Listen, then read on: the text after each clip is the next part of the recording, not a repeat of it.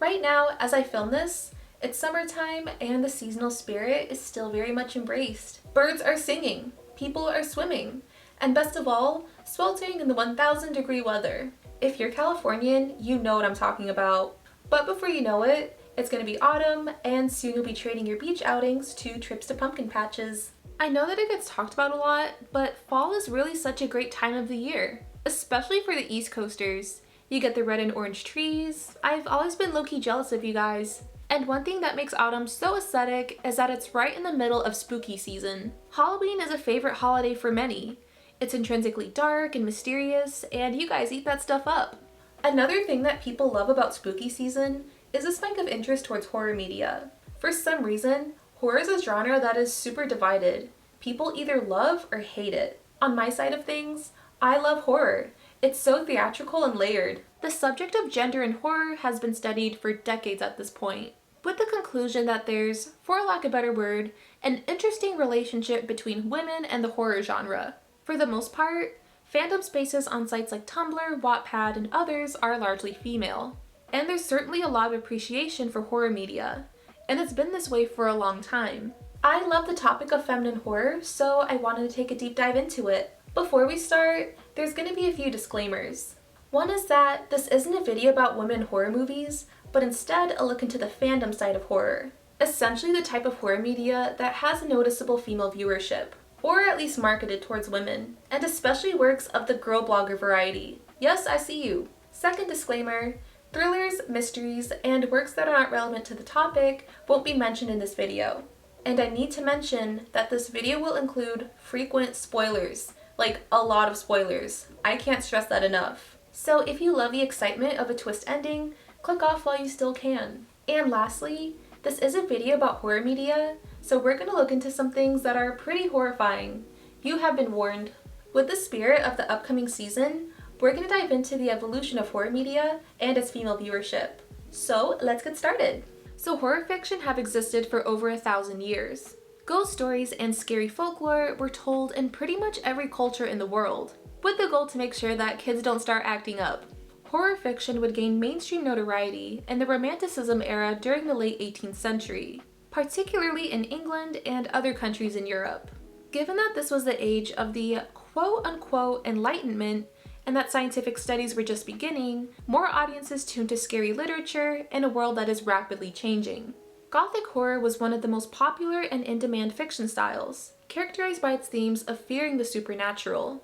Gothic horror provided variety for female-led stories. The plots weren't solely focused on marriage, but were introspective analyses of one's own dark emotions and fears. A good number of Gothic fiction were written by female authors and were predominantly consumed by a female audience. Jane Austen even noted that women turned to Gothic romances to find support for their own mixed feelings. One of the more notable Gothic works was Frankenstein by Mary Shelley. Rachel Dyer was published in the 1820s and was one of the first cultural depictions of the Salem witch trials. It's pretty obvious as to why this would be a very scary novel for women readers. But this genre would fade at the start of the Victorian era. But the horror girlies still had the works of Edgar Allan Poe to lean into. But Gothic literature would have a small comeback in the 1930s with Rebecca, written by Daphne du Maurier. There were some controversies of alleged plagiarism, but I don't want to cause too much mess. In the film world, Gaslight was one of the first horror/thriller movies that seemed to be made specifically for women and the fears that a lot of us face. This specific film coined the term gaslight, which would be a common theme for this video. In this movie, a woman falls in love with a man who slowly but surely manipulates her. He does this by overreacting to things, rebuffing his wife's feelings, and projects his emotions onto her. She starts to believe that she's lost her mind, when in reality, she's in a mentally exploitative relationship. This movie didn't get much attention upon its release in 1944, but it did open some doors for other films like it. As Hollywood's studio system faded away, there was an era of new Hollywood that delivered edgier and formerly underrepresented subject matter. This new type of cinema was of course frequent in the international film industries. Repulsion in 1965 is told from the point of view of a young woman feeling isolated and self-conscious. She doesn't talk to anyone other than her sister and is scared of communicating with anyone else. With her sister being away from the apartment, she's petrified from being all by herself. Even at home, she doesn't feel safe, feeling as if she's somehow being watched. It was often interpreted that she simply lost her mind, but her feelings are grounded in reality. After having nightmare hallucinations, she survives 2 real-life attacks. The culprits get exactly what they deserve.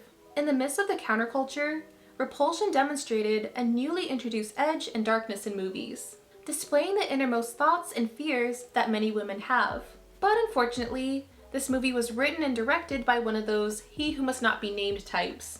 Shortly after Repulsion, there was the gothic horror film Rosemary's Baby. Rosemary is a character with a meek personality and has a hard time saying no to people. This could stem from her husband being straight up awful.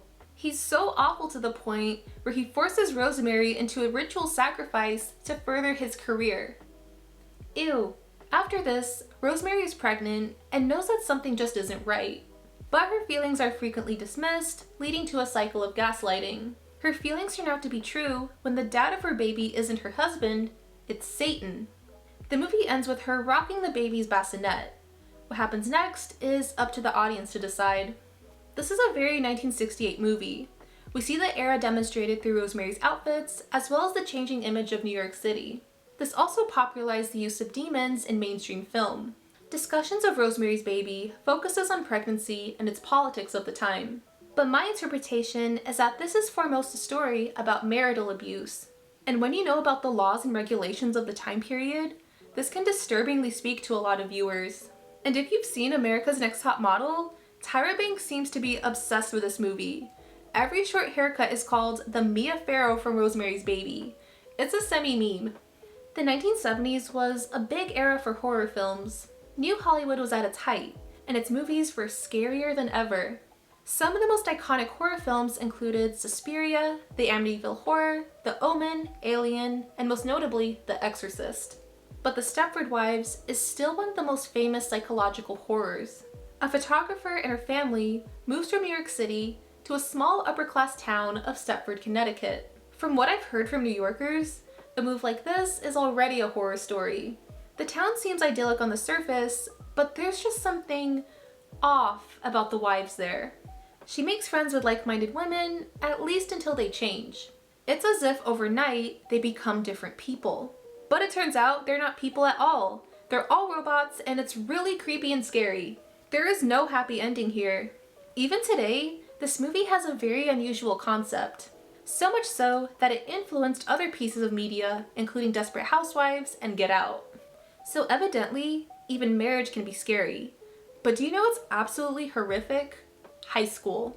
Carrie is a movie about the dark side of girlhood, which is one reason why it translated so well generations later.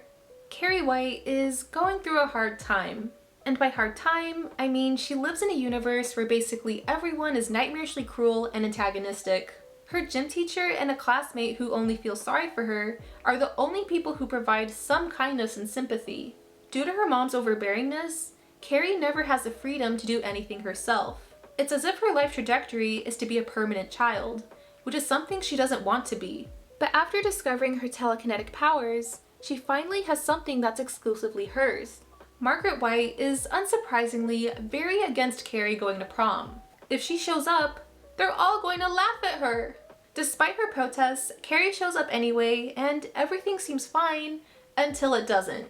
The first time she experiences social acceptance was nothing but a horrible joke. In this situation, her powers are the key to much needed revenge. And aside from the gym teacher, I don't feel sorry for anyone there. It's not violence, it's called payback. But this moment of payback is very short-lived.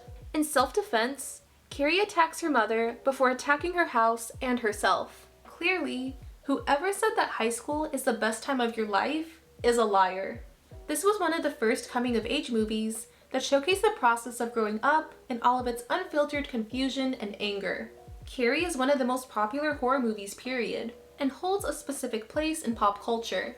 The iconic prom scene was referenced in Glee amongst other media. It also inspired the album cover for Hole's Live Through This, which would also be referenced by Olivia Rodrigo. Carrie was influential in that it brought attention to the youthful angst and revolutionized feminine horror. The slasher genre is arguably what people think of when they hear the words horror movie. 1928's The Terror and 1932's 13 Women pioneered this type of movie, but would gain further visibility with Alfred Hitchcock's Psycho. In the 70s, movies like Texas Chainsaw Massacre set up the modern blueprint of a mouse and a liver eliminating a group of adolescents. But Halloween came out and switched up the entire horror genre. It was a low-cost movie that made over 200 times its budget, so there had to be something that kept audiences engaged. The plot is pretty simple. Michael Myers infiltrates a suburb on Halloween, stalks babysitters, and unalives people. Young people living hedonistic lifestyles are quote-unquote punished for their alleged sins. This movie was known for perfecting the final girl character type. I would hypothesize that writers created this trope to appeal to an audience of women. There's the non-final girls that are pretty much there for fan service, contrasted by the modest good girl. I don't agree with labeling people like this, but I'm referring to these labels in the screenwriting context. As far as iconic horror movies go, I have mixed feelings for this one, but Michael Myers as a character popularized the idea of what a slasher villain looks and acts like. So it's the early 80s, and slasher films are simply that girl. Most of these movies take notes from Halloween, mixing carnage and fan service. And there were sequels. Lots and lots of sequels. The reception for how gender was presented in these movies were contestably mixed to negative. But I will note that psychological horrors, based on Stephen King novels, were turning in profits. And the independent film industry had occasional works like Miss 45, which is finally getting attention decades later. When the slasher genre was at a point of overexposure and was on the trajectory to fizzle out, Nightmare on Elm Street delivered a new type of slasher movie. One with more unambiguous supernatural themes, and with a villain who is purely vibing with all the debauchery going on. It was noted that Nightmare was one of the first horror series where groups of girls would come to the theater. One reason for this is because there was some assistance from this exact demographic. Wes Craven's daughter said she was tired of seeing girls in horror films falling and screaming and wanted to see something new. Diablo Cody, who we'll get more into later, said that when she was growing up, when I watched movies like The Goonies and E.T., it was boys having adventures. When I watched Nightmare on Elm Street, it was Nancy beating Freddy. And yeah, she pretty much cusses her tormentor out, and he gets so offended by this, he vanishes. At least for now. The next final girl, Alice, has a character arc of developing confidence. She's a survivor. She's the fourth Destiny's Child. Within the horror fandom, a lot of people's favorite villain is Freddy Krueger. Where villains like Michael and Jason have a brand of somewhat sympathetic evil, Freddy has absolutely no redeeming qualities. Aside from Nightmare 2, he is so unserious. He makes jokes. He says the B word a lot. At the time, the Nightmare series was massively popular, leaving millions of viewers with pleasant dreams. In the 90s, the slasher genre was fading, but there were still plenty of iconic horror films. There were more Stephen King adaptations, Wes Craven was on a roll, and there was a small trend of vampire movies. The most famous being Interview with a Vampire. So essentially, Anne Rice was the queen of gothic horror novels, and the readers of this type of literature tend to be mostly female. Interview with a Vampire is one of those rare gothic horrors that also enjoyed blockbuster levels of success. Given that this starred two of the biggest stars in the world in 1994, probably helped with that. Queen of the Damned was the spiritual successor, which the critics really didn't like upon the release. It was criticized for poorly updating the novel it was based on, but at least Aaliyah made up for its faults. This is by no means a drama video, but I will mention that Anne Rice tried to sue people who wrote fan fictions based on her work. All that did is make me really curious on what the heck were people even writing about, but anyways, The Craft is a very important movie. It follows 4 social outcasts who practice witchcraft. Oh, hi Sydney! Hi Billy! We'll get to you guys later. Each girl in the coven has their own obstacle they work to overcome. Sarah, a newcomer to town, is shunned by the entire school for a false rumor that she was intimate with Billy. I mean the jock guy. Bonnie is insecure of her scars. Rochelle is a target for racist bullying. Nancy comes from a hard home life and is shamed for being intimate with the jock guy. In a snooty Los Angeles environment, these girls need to stick together. But in the desire for payback, they use magic to plot revenge on all their wrongdoers. Cue the he had it coming number from Chicago. After their spells are cast, the girls are gaining more confidence and everything so far is just great. You could say that Nancy's spell changed her life the most since she moves from a small trailer home to a luxurious high-rise loft. But it seems like Nancy is having a little too much fun with her capabilities. But one good thing she does is call out the weirdo jock guy. She spoke the truth and he falls out a window. But this coven is starting to act more like a cult, with Nancy being the leader. But in the midst of her tyranny, Sarah defeats Nancy. It looks like their magic friendship has come to an end. There's a lot to unpack here. At the time of its release, there was an increase of studies focusing on female peer groups and girls bullying other girls. In this movie, we can see that your best friend can also be your worst enemy. There's also themes of being outcasted, tackling bigotry, and vampiric relationships. It's pretty easy to see why a lot of girls, even today, love this movie. It's a vicarious exploration of revenge and anger. And it's definitely got a way better response than the quote-unquote sequel that I've never seen and probably never will. The negative response from fans would probably make you scream. For this section, we need to visualize. It's the mid-90s, and the genre of teen slashers is kind of at a standstill. There's been more academic media studies focusing on horror films, giving names and definitions for repeated tropes. For instance, the term final girl was coined by Carol J. Clover in 1987, who also wrote Men, Women, and Chainsaws in 1992. Wes Craven wanted to make a self-referential horror film, so he put together Scream. Interestingly, the title was originally called Scary Movie. The concept called into question, what if there was a horror movie that knew about other horror movies? Like, one of the famous lines is, "Do you like scary movies?" We get a list of rules of how to survive in the genre. Scream utilized horror tropes in a way that's both satirical and straightforward, all in a message criticizing the news media for displaying traumatic events as entertainment. Updating the slasher genre for the 90s really worked because Scream would be the highest grossing slasher film until 2018's Halloween. When compared to other famous horror villains, Ghostface is closest to reality. All the Ghostfaces have their moments of inadequacy. They're tripping and falling all over the place. They need to stop drinking. But what makes this character so frightening is that even if the unaliver is defeated, someone else can take their place. All they need is a phone, and some other stuff. But the plot mainly focuses on the mystery side of things and the carnage second. And all the steps seem to point to Billy because he's pretty weird. But at the same time, he's too obvious of a suspect, but it was all a mind trick because it really was Billy this whole time, with the help of his BFF. I give both of them the bad boyfriend award. Boo! From what I've seen on online spaces, Scream has a sizable female audience. There are a few reasons for this. One being that compared to most slashers, Scream feels less exploitative. The unalivings don't rely too much on shock value, and the female characters aren't actualized, nor are they presented in black and white contrasts like, say, Halloween. And if we're gonna be real, in some fan spaces, at least online, Billy got the "I can change him" treatment. Stu kind of got this treatment too, even though he's the airhead of horror.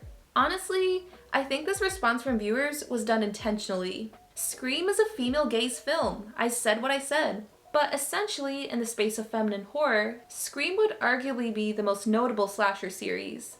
And also, where are the film classes that are like this? The ones in real life are so boring. What's your favorite scary movie? Showgirls. Absolutely frightening. Randy, what is it like to be incorrect? But he's the best character, so he's okay. So with the effect of Scream and movies like it, teen horror was a big moneymaker once again.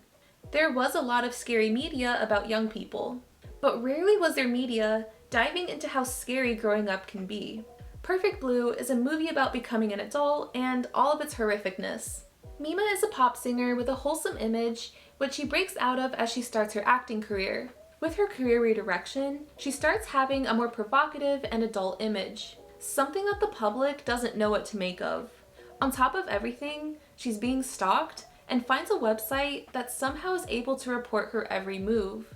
And if that's not enough, people around her are being unalived. Mima is haunted by her former career as a pop singer, as if by becoming more of an adult, she's destroying a part of herself. As the movie progresses, Mima, as well as the audience, has less of a time understanding what is real and what is dreams or hallucinations. She has to go to her stalker site to even know what she did throughout the day. Her hallucinations get worse and worse, But this nightmare comes to an end when she discovers her stalker is someone that she thought she could trust. But essentially, Perfect Blue is an allegory for graduating from childhood to adulthood. Typically, in early adulthood, people feel like in order to enter their new steps in their lives, they have to leave behind a younger version of themselves. And that's why in those ages, it's such a common time for experiencing identity crises. In the same year, Eve's Bayou had similar themes about growing up, mixed with practices of voodoo and magic. It also has themes of generational curses, which is an element I'd like to see more in horror movies. Another movie about voodoo and magic was The Bride of Chucky, but those themes were prevalent in the entire series. The Bride of Chucky was one of the movies that reflects on the legacy of Scream. There's shoutouts to other horror films. The title itself is a shoutout. I'm specifically mentioning The Bride of Chucky because this movie introduces Tiffany to the series, a very beloved character within the horror fandom.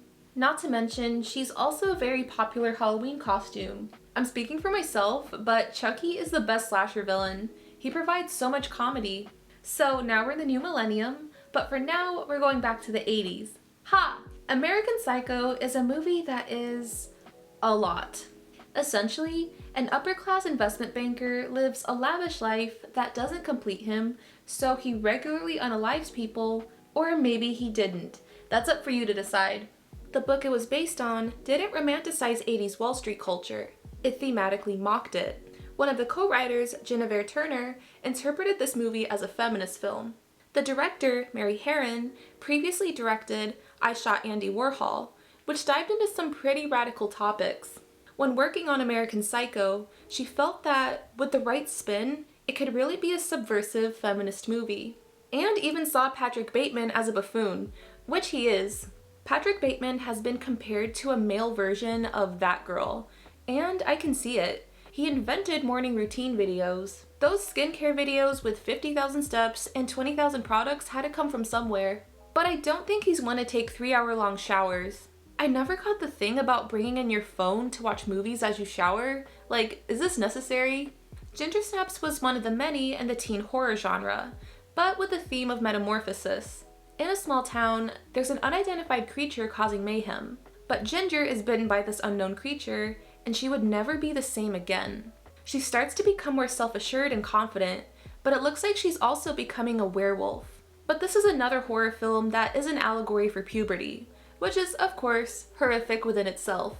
By the mid to late 2000s, with movies like Saw being the new trend for horror, there wasn't much room for feminine horror until Jennifer's Body. After enjoying the success of Juno, Diablo Cody wanted to write a horror movie, or specifically, a feminist horror movie. She put together Jennifer's Body, a story that was intended for an audience of girls, something that the critics would get confused about. Jennifer's Body turned out to be a financial and critical disappointment, which could be attributed to mismarketing. Diablo Cody felt that the marketers didn't even try to reach out to its intended demographic, and probably didn't even watch the movie. As Roger Ebert put it, it was marketed as Twilight for boys. Ugh. But it just needed some time and reevaluations to have one of the biggest and best redemption arcs I've seen for any movie. So let's give applause to the Tumblr and Pinterest girls. So in this story, Jennifer and Needy are best friends, but in a plastic sort of way. Needy is expected to know her place, that she's always second best to Jennifer. But conflict arises when Jennifer is targeted to be sacrificed by a weirdo indie band. They're so untalented, they need to bring in some demonic woo-woo stuff to get notoriety.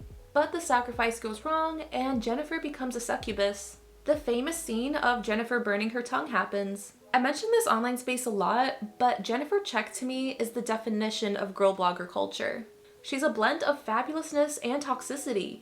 She is a god, but she's still vengeful and takes advantage of her newfound powers. After all, she never asked to be like this. She creates a routine of seducing guys, but they end up being unalived by her. Needy notices that something is off with her best friend, but Jennifer distracts her by giving her a kiss. In the third act, the school dance happens, but Jennifer needs to be stopped because that place is essentially an all-you-can-eat buffet for her. The two have their first fight as Jennifer hovers, and reveals how insecure she really is. The story culminates with Needy finally defeating Jennifer and her evil, but she continues to fight some more evil and defeats the band of weirdos that started it all. Jennifer's Body is foremost a revenge fantasy. Jennifer wasn't born a monster. It was the actions of others that created inadvertent chaos. There's also themes about toxic friendships, done in a Heathers meets the craft type of way. It's wild to see the backlash that this movie got in 2009, considering how beloved it currently is. Jennifer's Body is usually seen in the same category as films like Clueless, Legally Blonde, and Mean Girls. Viewers can cancel me for this, but I never particularly loved this movie, at least not like other horror films, but I get the appeal. So hopefully I can be redeemed by the Jennifer's Body fans because I genuinely adore Black Swan. It's the movie that heavily inspired the ballet corps aesthetic and is arguably the most famous ballet corps movie. And along with Marie Antoinette, this is also one of the most notable Coquette films, which is interesting because this movie goes into some very dark stuff and created a few memes.